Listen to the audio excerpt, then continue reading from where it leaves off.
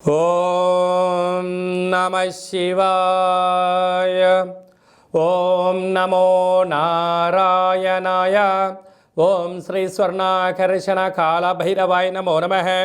ఓం శ్రీ నరదృష్టి నివారణ కాల భైరవాయ నమో నమః. ఓం గణానాం త్వా గణపతిం అవామహే కవిం కవేనాపవస్రవస్తవం జ్యేష్ఠరాజం బ్రహ్మణస్వత ఆన శృణ్వన్నోతభిస్సీదసాదనగం శ్రీ మహాగణాధిపతయే నమః. ఓం ఆదిత్యాయ సోమాయ మంగళాయ బుధాయ చ గురుశుక్రశనిభ్యశ్చ రాహవే కేతవే నమో నమః. హరి ఓం. మా ఛానల్కి స్వాగతం. చూస్తున్న వీక్షకులకు ప్రేక్షకులకు ప్రియ కాలభైరవ భగవద్బంధులకి స్వాగతం పలుకుతూ మమ్మల్ని ఎంతగానో ఆదరిస్తూ ఉండబడినటువంటి ప్రియ సోదరి మనులకు అందరికీ, సనాతన ధర్మ సంరక్షకులకు అందరికీ కూడా నూతన తెలుగు ఉగాది పండగ శుభాకాంక్షలు.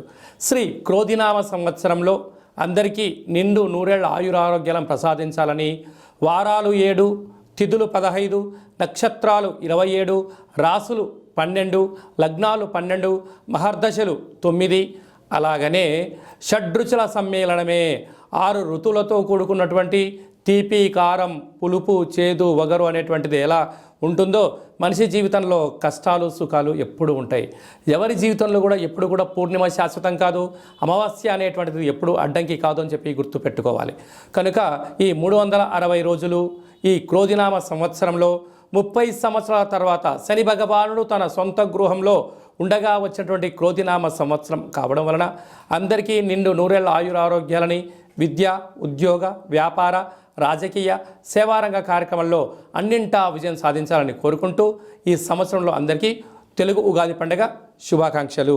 ద్వాదశ రాశిలో గ్రహ గమనాన్ని ఒకసారి వీక్షింపచేద్దాం. మేషరాశిలో గురు సంచార స్థితి, కన్యరాశిలో కేతు భగవాను సంచార స్థితి, కుంభరాశిలో శనిచర స్వామివారు స్వక్షేత్ర సంచార స్థితి, మీనరాశిలో రాహు సంచార స్థితితో ద్వాదశ రాశిలో గ్రహ గమనాలు ఈ విధంగా ఉన్నాయి. అలాగనే మనకు 26/4/2024 సంవత్సరంలో అనగా ఈ తెలుగు ఉగాది పండగ తదనంతరమే గురువు మేషరాశిలో నుంచి వృషభ రాశిలోకి నర్మదా నది పుష్కర సందర్భంగా గృహ మార్పు ఉందని చెప్పి గమనించాలి. ఈ క్రోధినామ సంవత్సరానికి అధిపతి రాజు అంగారకుడు. ఎందుకనగా ఈ సంవత్సరము మనకు తెలుగు ఉగాది పండగ మంగళవారం రోజు అవ్వడం వలన, మంగళవారానికి అధిపతి కుజ భగవానుడు అవ్వడం వలన, ఈ సంవత్సరానికి రాజు కుజుడు అవ్వడం వలన నిత్యము అనేక మంది క్రోధము, ఆవేశము అనేటువంటి పరిస్థితుల్లో ఉండడము, ఎర్రటి నేలలు, ఎర్రటి పంటలు బాగా పండడము, అద్భుతమైనటువంటి కందులు, మిరప, ఎర్రటి నేలలు, సంపూర్ణమైనటువంటి ఆహార ధాన్యాల ఉత్పత్తులు చాలా అద్భుతంగా ఉంటాయని చెప్పి కూడా గమనించగలగాలి. కాకపోతే ప్రజలందరూ కూడా ధర్మ మార్గంగా, ఆధ్యాత్మికంగా ఉండడము, తల్లిదండ్రులను, గురువులను, ధర్మాన్ని ఎవరైతే ఆచరిస్తారో వారికి రుణభయం, రోగభయం, శత్రుప్రయం, ప్రమాదాలు తొలగిపోతాయని చెప్పి కూడా గమనించగలగాలి. అలాగనే ఈ సంవత్సరము మంత్రివర్యులు శని భగవానుడు అవ్వడం వలన, ఆ శని భగవానుడు ప్రస్తుత కాలమాన ప్రకారంగా కుంభరాశిలో సంచారము చేయడం వలన ధర్మ మార్గంగా ఎవరైతే ఉంటారో వారికి చాలా మంచి కాలము అని చెప్పి గమనించగలగాలి. తెల్లటి నువ్వులు, విశేషమైన నీలం రంగు పదార్థాలు, పుష్పాలు, పండ్లు, పదార్థాలు, అద్భుతమైనటువంటి ధర్మ పరిపాలనగా, ధర్మంగా, న్యాయంగా, నీతిగా ఉండబడిన వారికి చాలా మంచి కాలం అని చెప్పి గుర్తుపెట్టుకోగలగాలి. ఎవరైతే అధర్మంగా ఉంటారో, అన్యాయంగా ఉంటారో, రాక్షస జీవన విధానంగా ఉంటారో, గతి తప్పిన జీవన విధానం ఎవరైతే అలవర్చుకుంటారో వారికి అనేక ఇబ్బందులు ఉంటాయని చెప్పి కూడా గమనించగలగాలి.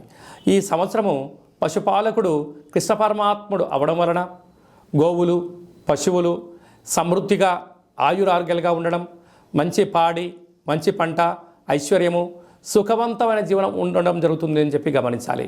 కాకపోతే ఈ సంవత్సరము శుక్రుడు అనేక రకాలమైనటువంటి ప్రభావం అధికంగా ఉండడం వలన అనేక మంది నిత్యము రోజు నూతన వస్త్రాలకు, బంగారు ఆభరణాలకు, వజ్ర వైడూర్యాలకు, విలాసవంతమైన జీవితాలకు, ఆధ్యాత్మిక తీర్థయాత్ర కార్యక్రమాలకి మొగ్గు చూపడం జరుగుతుంటుంది. కాకపోతే విచక్షణారహిత జీవితాన్ని పొందడానికి, మద్యమత్తు మాంసాల జీవితాన్ని పొందడానికి ఎక్కువ మంది మక్కువ చూపించే పరిస్థితి ఉంటుంది. కనుక దయచేసి అలా వెళ్లకుండా ఆధ్యాత్మికమైన చింతనతో మీరు ఉండగలిగితే ఈ సంవత్సరము అందరికీ పట్టిందల్లా బంగారం అయ్యేటువంటి యోగ్యత కనపడుతుందని చెప్పి గమనించాలి. సింహరాశి వారికి క్రోధినామ సంవత్సరంలో ఫలితాలు ఎలా ఉండబోతున్నాయో ఈ వీడియోలో సవివరంగా సంపూర్ణంగా తెలుసుకుందాం. సింహరాశిలో ఏ నక్షత్రాలు వస్తానగా మఖా నక్షత్రంలోని 4 పాదాలు, పుబ్బా నక్షత్రంలోని 4 పాదాలు, ఉత్తరా నక్షత్రంలోని 1 పాదం కలిపితే సింహరాశి. సింహరాశి యొక్క అధిపతి రవి. ఈ క్రోధినామ సంవత్సరంలో ఆదాయ వ్యయాలను ఒకసారి పరిశీలించినట్లయితే ఆదాయం 2, వ్యయం 14. చూడండి ఎంత వ్యాసార్థం ఉందో. ఆదాయం ఏమో 2 రూపాయలే, ఖర్చేమో 14 రూపాయలు, అనగా 12 రూపాయలు డెఫిసిట్లో మనం ఉండబోతున్నాం.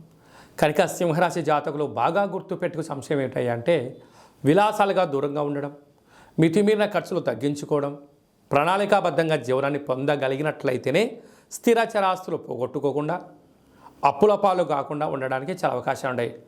ఇదంతా కాదు, ఏకో నారాయణ అన్నట్లుగా నేను చేస్తాను అన్నట్లయితే ఉండేది పోతుంది, ఉంచుకునేది పోతుంది, రాబోయే కాలంలో అప్పులు మిగిలి అనేక రకాల ఇబ్బందులు గురవుతారు. కనుక మీకేమైనా తెలిస్తేనే ఏదైనా చేయండి, తెలియలేదు మౌనంగా ఉండండి, తల్లిదండ్రుల మాట వినండి, గురువుల మాట వినండి. విజయం ఎక్కడ ఉంది, ఎందుకు ఆటంకాలు జరుగుతున్నాయో ఒక్కసారి ఓపికగా కూర్చొని ఒక పేపర్ పైన ప్రణాళికబద్ధంగా ఉండగలిగినట్లయితే ఈ సంవత్సరం మీకు మనుగడ చాలా బాగుంటుంది. లేకపోతే మనుగడ కాకుండా అప్పుల పాలైపోవడము, కోర్టు, పోలీస్ స్టేషన్లు అనేక రకాలమైన సమస్యలకు సింహరాశి వారు కేంద్ర బిందువులు అవడానికి అధికంగా ఉంటుంది.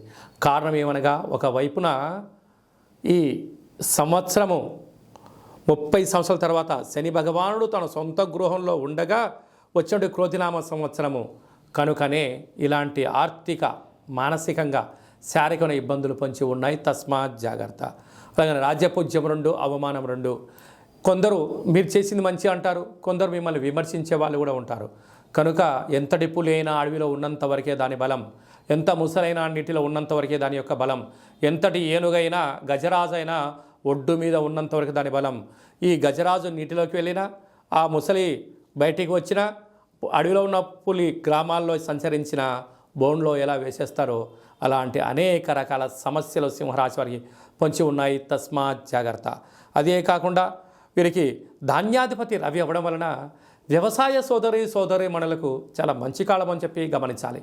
ఎర్రటి పొలాలు, ఎర్రటి పంటలు, మిరప, కంది, అనేక రకాలమైన తెలుపు వస్తువులు వారికి మంచి ఉత్పత్తి ఉందని చెప్పి గమనించగలగాలి. కనుక వీలైనంత వరకు ఆరోగ్యాన్ని కాపాడుకోవడం, మౌనంగా ఉండడం, ప్రశాంత జీవితానికి స్వాగతం పలకడం మీరు నేర్చుకోగలిగితే చాలా మంచి కాలం అని చెప్పి గమనించాలి. అలాగా పుబ్బా నక్షత్ర జాతకులకు ఈ ఉగాది పండుగ నుండి ఆగస్టు వరకు, డిసెంబర్ నుండి తిరిగి మళ్ళీ ఉగాది వరకు ప్రారంభ 0, చివరి 0 ఉండడం వల్ల మనోవేదన, వాహన ప్రమాదాలు పొంచి ఉన్నాయి. తస్మాత్ జాగ్రత్త. ఉత్తరా నక్షత్ర జాతకులకు ఆగస్టు నుండి డిసెంబర్ వరకు అనుకూలం ఖాళీ రోజులు. కనుక మీ జన్మ నక్షత్రం రోజున అష్టమి, పూర్ణిమ, అమావాస్య తిథుల యందు ముఖ్యమైన పనులు, సమావేశాలు వాయిదా వేసుకోవడం ఉత్తమోత్తంగా భావించగలగాలి. కనుక మీరు రురుకాళ భైరవ స్వామిని స్మరించడం వలన, ధ్యానించడం వలన, రురుకాళ భైరవ స్వామి యొక్క కూష్మాండ దీపాన్ని ఇంట్లో పెట్టడం వలన, ఆనంద దీపాన్ని, కాళభైరవ ఆనంద దీపాన్ని పూజామందిరంలో ఉండడం వలన, కాళభైరవ స్వామికి సంబంధించిన ముగ్గురు ఇంటి బయట పెట్టడం వలన రుణరోగం, శత్రువులు బాధ నుంచి మీరు బయటపడి ఐశ్వర్యం, ఆనందం మీ సొంతం అవుతుందని చెప్పి గమనించాలి.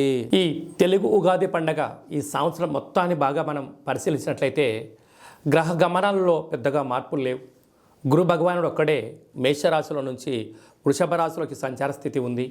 కనుక వీలైనంత వరకు ధర్మము, ఆధ్యాత్మికత, నిత్యము, ఆరోగ్యము, సంపూర్ణమైనటువంటి ప్రతి ఒక్క వ్యక్తిగత జాతకంలో మీరు అందరిపైన గ్రహ గమనాల పరిస్థితి చాలా అధికంగా ఉంటుంది. కనుక సూర్యోదయపు మునుపురమే లేవడము, పచ్చటి పైరు పొలాలలో సంచారము చేయడము, ఆకులతో కూడుకున్న జీవన విధానాన్ని ఏర్పాటు చేసుకోగలిగినట్లయితే మంచి కాలం ఉంటుందని చెప్పి గమనించగలగాలి.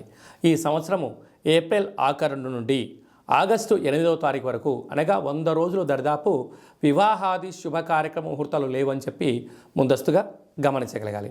కనుక ఈ సంవత్సరం అంతనూ కూడా మనం అద్భుతమైన విజయం సాధించగలగాలి అన్నట్లయితే ఒక్కొక్క నెలలో ఒక్కొక్క కాళభైరవ స్వామి వారు ఉంటారు. కనుక ఆ కాళభైరవ స్వామి యొక్క స్మరణ, కాళభైరవ స్వామి యొక్క కూష్మాండ దీపము, కాళభైరవ హోమము, కాళభైరవ రక్షణ కంకణాన్ని మనం ధరించగలిగినట్లయితే ఈ సంవత్సరాంతము కుజుడి యొక్క ప్రభావము, శని భగవానుడి యొక్క ప్రభావము తీక్షణ తగ్గి వృత్తులలో ఉద్యోగాల్లో వ్యాపారాల్లో మనం అనుకుంటున్న విజయం మన సొంతం అవుతుందని చెప్పి గమనించాలి.